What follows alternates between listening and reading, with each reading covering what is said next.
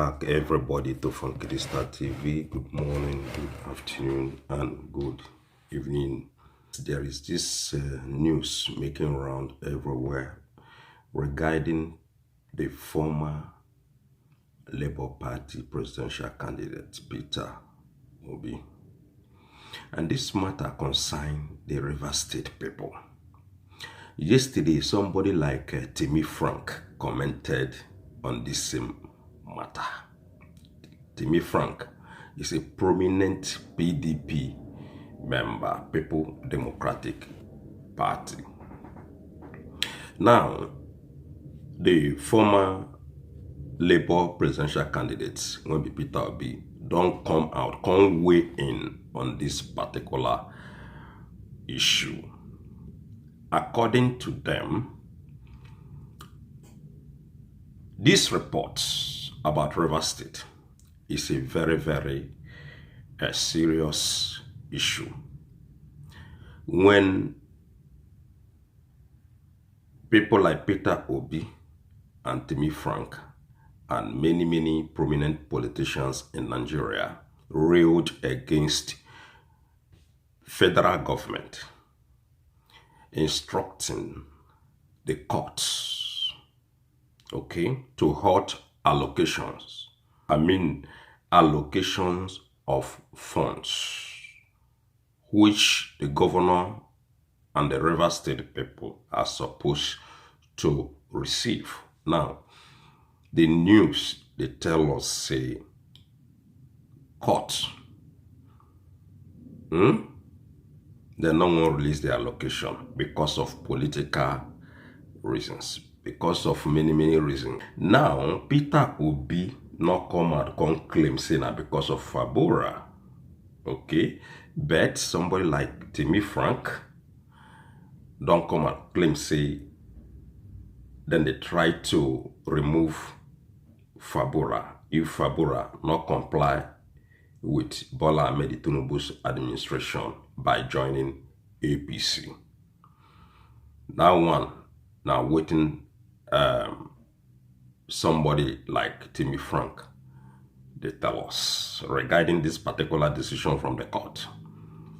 Then we go take a look on Peter Obi's own right now. Make we see how then take explain this matter, give all of us. Okay?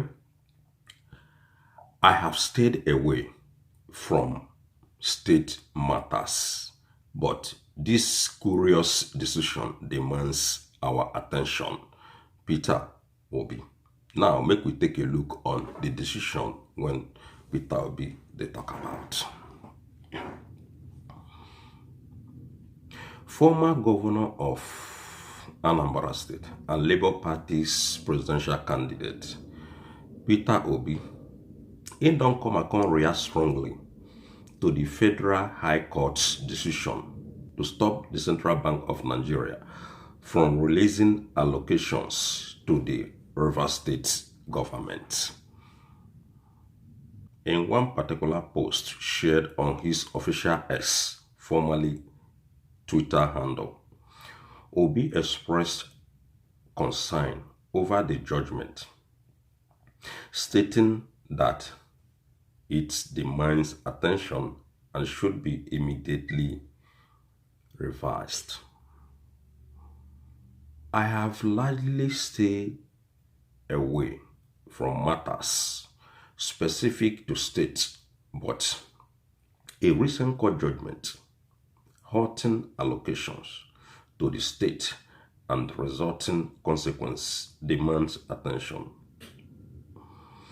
This curious decision now calls upon every well-meaning individual Nigerians to appeal for its immediate reversal, Obi wrote. The former governor emphasized that the decision will have a significant impact on the life of essential public service providers, including health workers, school teachers, and civil servants who are already facing severe hardship. Obi's call for the reversal of the court's ruling reflects a broader concern about potential implication of the decision on the everyday citizen of River States. In my political trajectory, I have constantly refrained from name-calling or engaging in personal disputes, choosing instead to focus on issues that directly impact the masses, particularly the suffering poor Nigeria. Despite the nation's attention the River State crisis has gained, I have largely stayed away from matters specific to state, but a recent court judgment halting allocation to the state and the resulting consequences demand attention. The curious decision now call upon every well-meaning Nigerian individuals to appeal for immediate reversal. Consider the pensioners struggling to survive on a major income alongside the health workers, school teachers, civil servants, and everyday citizens whose lives are already marked by severe hardship. The latest development risks pushing them even further into distress, even into untimely deaths, by compounding the challenges they face each day. As a leader, whether in executive, legislative, or judicial, our decisions and actions should be guided by a commitment to the well-being of the less privileged and vulnerable among us. As we work towards a better future for all, we must genuinely care about the poor and prioritize the well-being of every Nigerian. What we do today should lay the foundation for a new Nigeria that is possible. Peter Obi. So, ladies and gentlemen, this issue, when concerned the River State people, is a serious one that FUBARA is facing. A serious challenges from APC, not only APC. Everybody know the people that is fighting FUBARA, Weke and his group, plus the entire APC. These are the people that want to destabilize River State. According to Timmy Frank, they want this particular gentleman, the governor of River State, to join APC by force, so that come 2027, it will be very, very easier for them to play the game and win that particular state. Now, make we take a look on waiting one headline they tell us about President Donald Trump. This one is powerful, ladies and gentlemen. We'll just listen to what they tell us about former president of America, Donald Trump. They conclude this particular segment. Remember, Donald Trump, even New York Times, all of them endorses Donald Trump. Forget about all those things where you see in CNN and MSNBC and CBS and all those news outlets in America. The real thing is that Donald Trump is winning the election. The Republicans are winning the election, and Donald Trump is going to come back again to be the 47th president of the United States of America, based on polls, although sometimes polls are not usually 100% correct, but based on what is on ground. Okay. In this particular one, then they tell us the Iranian leader say then they very, very scared. Say Donald Trump, they come back to power again. They have to be scared. And remember, Donald Trump is not a war president. The man is a peaceful president. He's a peacemaker. That is one thing people don't understand about the former president of the United States of America. Donald Trump is a peacemaker. During his time, there was no war. There was no inflation. There was no hardship. There was no cry. There was no pain all over.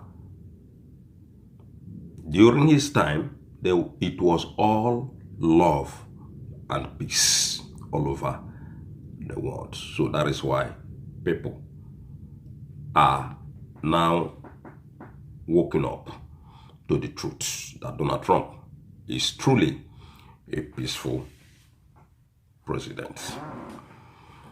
Iranian leaders are scared of Donald Trump returning to power, as it will be disastrous to them.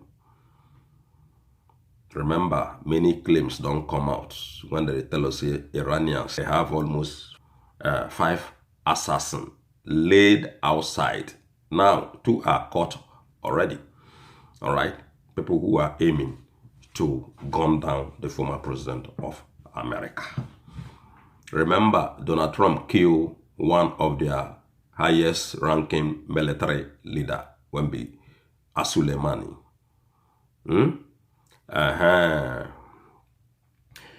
As the U.S. presidential election approaches, Iranian leaders and their allies are growing increasingly alarmed at the prospect of Donald Trump returning to power, according to report by Reuters on November 1st, 2024. This potential outcome is viewed as a particularly dire for Iran, especially given Trump's post-action during his presidency that escalated tension between the two nations.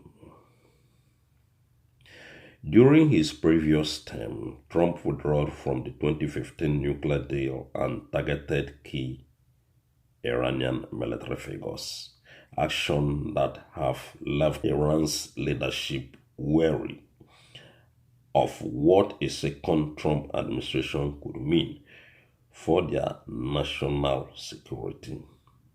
The possibility of Trump defeating Kamala Harris on November 5th has heightened fear among Iranian officials, particularly as polling suggests a competitive race. If Trump were to reclaim the presidency, Iranian officials anticipate a significant escalation in hostilities. His administration's history of imposing stringent sanctions and abandoning diplomatic